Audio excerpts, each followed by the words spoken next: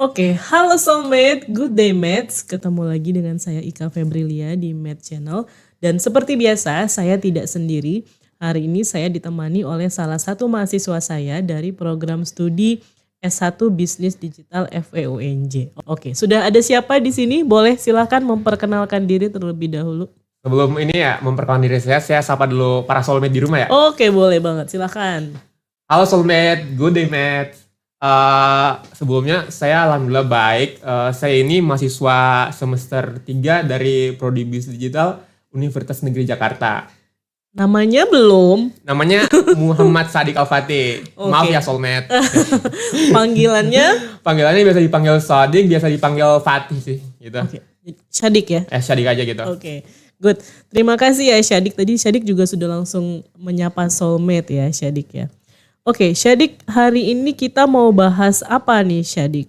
Hari ini kita mau ngebahas salah satu ini sih merek Jepang yang terkenal ya. Kalau soulmate belum tahu namanya Daiso. Oke, Daiso. Berarti kita akan menganalisis perilaku konsumennya Daiso, gitu ya Syadik? Bener banget Bu. Oke, nah sebelum kita menggali lebih dalam, Syadik, apa aja sih yang Syadik ketahui tentang Daiso? Boleh nggak diceritain ke soulmate? Sebelum ngebahas Daiso terlalu semakin jauh ya, saya mau ngobrolin ke soulmate dulu. Daiso ini alat belakangnya tuh didirikan pada tahun 1977 oleh Hirotake Yano. Daiso ini berasal dari Jepang ya, para soulmate gitu. Terus Daiso ini berkembang jadi toko serba bisa dengan ribuan cabang yang ada di seluruh dunia gitu.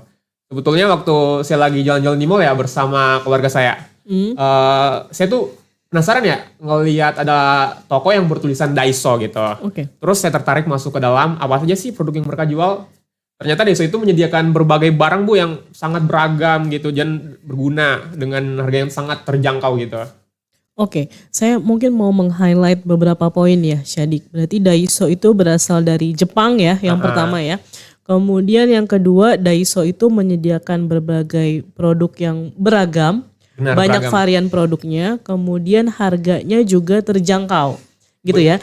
Jadi bukan produk yang harganya terlalu mahal, tapi juga bukan barang yang murah dari sisi harga ya. Benar Bu. Jadi masih wajar untuk bisa dibeli dan masih terjangkau oleh Terjangkau konsumen. banget sih Bu, kalau lihat Konsumen harganya. Indonesia. Oke, good. Nah kemudian Syadik, apa aja kemudian yang membuat Syadik tertarik untuk datang dan belanja ke Daiso?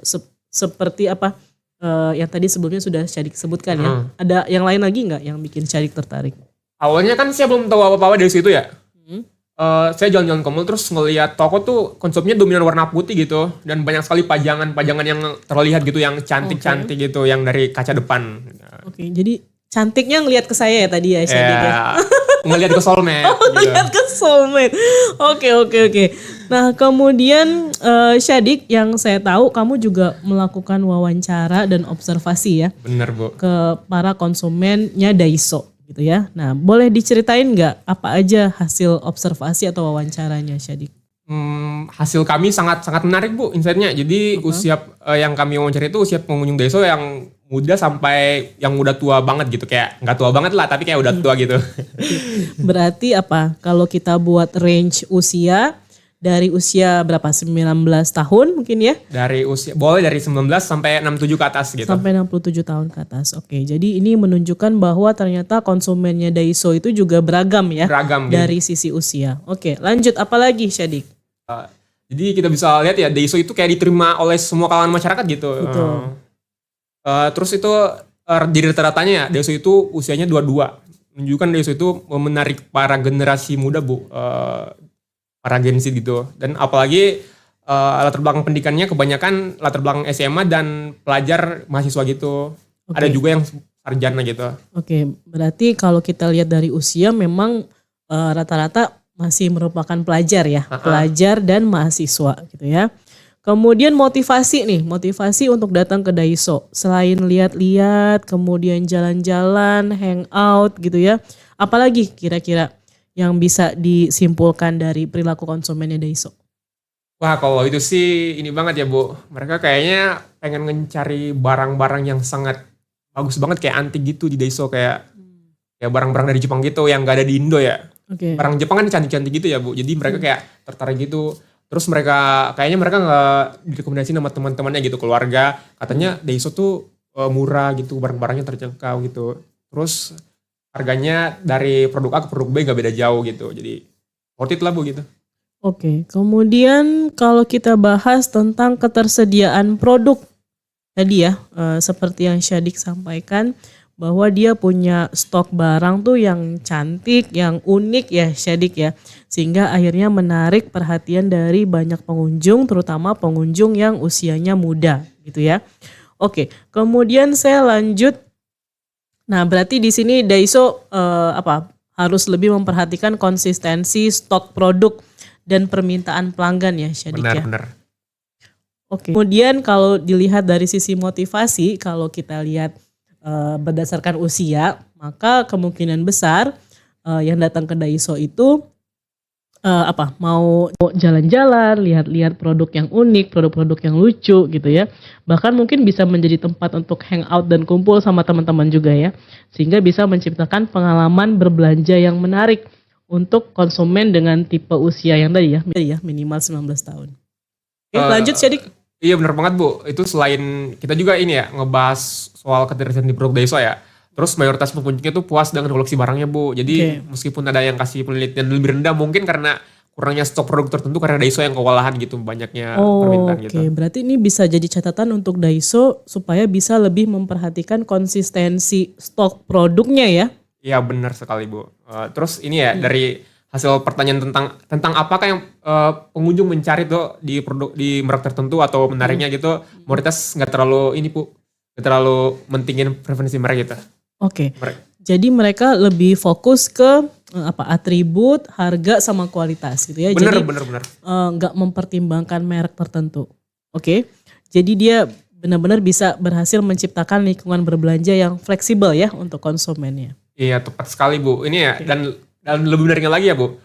Mayoritas pengunjung itu nggak terlalu mendingin harganya Bu dari harga A ke harga B gitu sebelum memberi produk Daiso.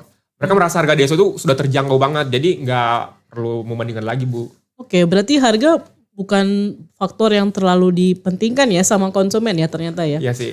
Oke, jadi dia berhasil memberikan nilai tambah pada kualitas sehingga konsumen pun akhirnya nggak mempermasalahkan harga gitu ya dalam berbelanja. Oke, lanjut apa lagi Syadik? Ini Bu, selanjutnya itu kita punya hasil penelitian yang sangat seru nih buat ini ya, buat kita ngomongin di para soulmate ya. Hasil penelitian ini membahas pengalaman berbelanja Daiso ya Bu. Fokus pada estimasi waktu yang dihabiskan oleh pengunjung. Terus mayoritas konsumen Daiso cenderung berbelanja cepat gitu. Hanya memerlukan waktu kurang dari 1 jam aja Bu gitu. Terus Daiso ini terlihat efisien untuk berbelanja. Sebagian ini pelanggan lebih suka belanja sendiri-sendiri. Tetapi yang sedikit gitu orang berbelanja menggunakan bertanya kepada staff deh gitu Bu. Oke. Jadi mereka tuh cepet aja berbelanja gitu ya. Jadi mereka kayak udah tahu atau mungkin udah langsung ngerasa srek sama barang yang mereka lihat gitu ya. Benar. Sehingga mereka jadinya cepet aja berbelanja. Kemudian Daiso punya fleksibilitas buat konsumen yang punya preferensi yang berbeda. Nah ini gimana nih untuk diskon atau promo hasilnya gimana?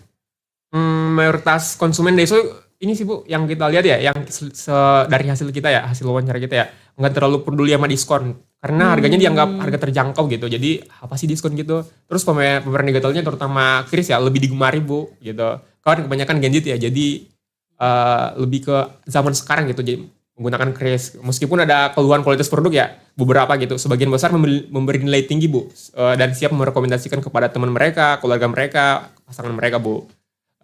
Ini Bu, terus pengalaman nyaman gitu, variasi produk, terus suasana toko, kualitas barang impor, jadi kunci kepuasan Bu. Terus menariknya ya Bu, mayoritas ini ya, mereka itu katanya akan berbelanja lagi di Daiso gitu.